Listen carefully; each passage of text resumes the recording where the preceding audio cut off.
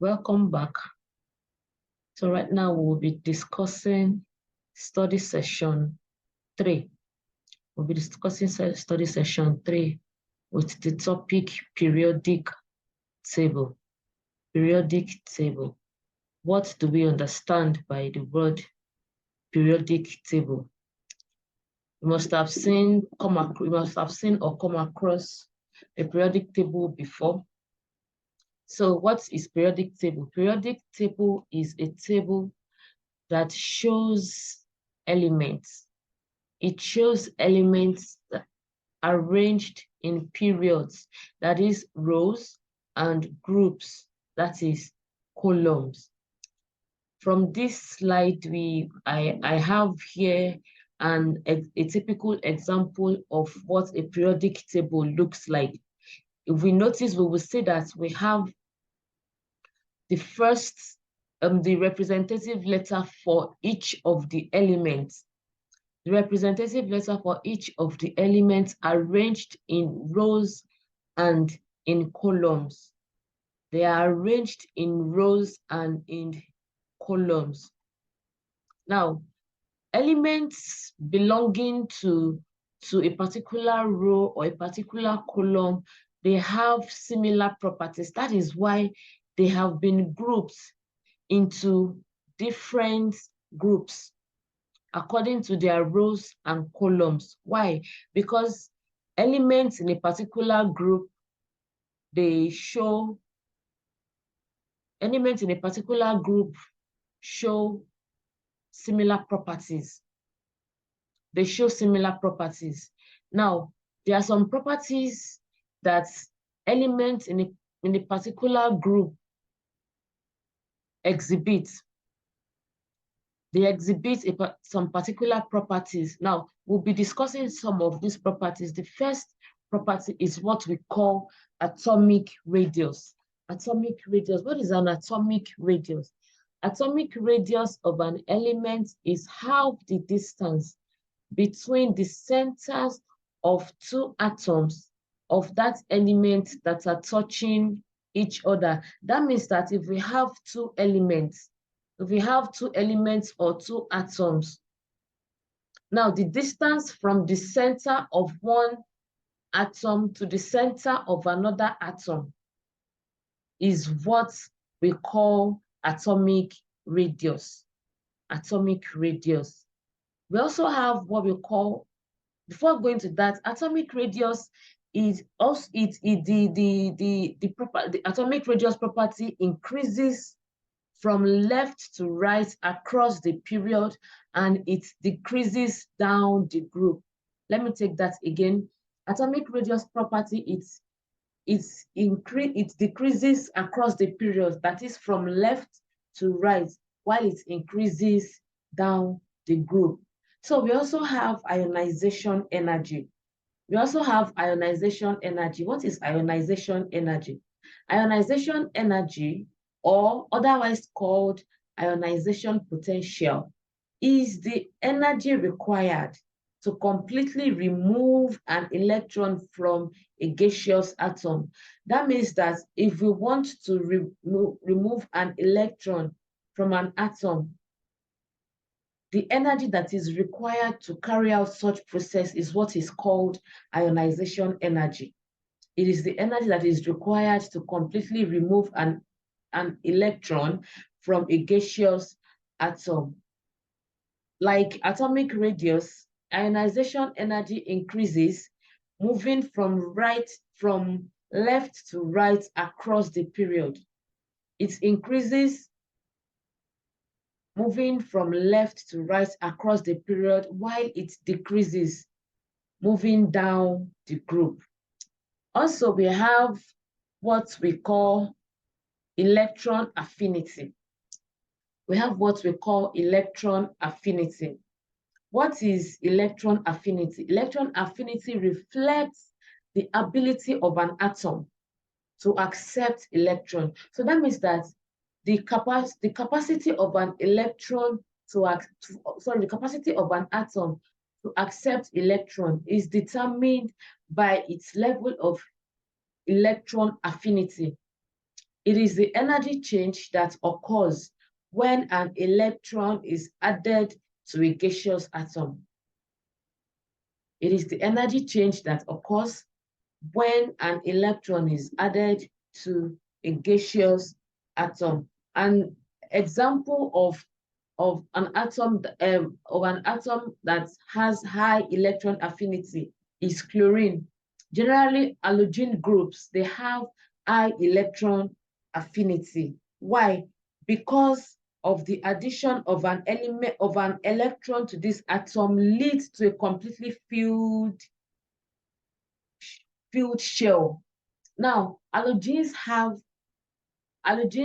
7 valence electrons. Now, to make the orbit complete, we need just one more electron to make it complete.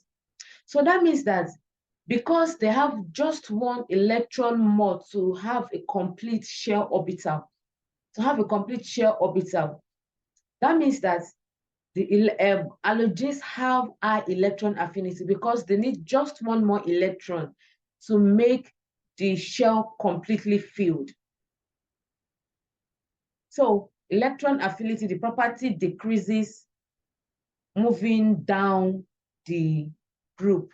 We also have electronegativity. Electronegativity, also one of the properties of elements.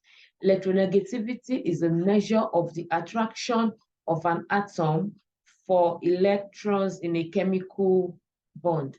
It is a measure of the attraction of an atom for the electrons in a chemical bond. Now, we have some major classifications of elements. Majorly, elements are classified into 5 groups. We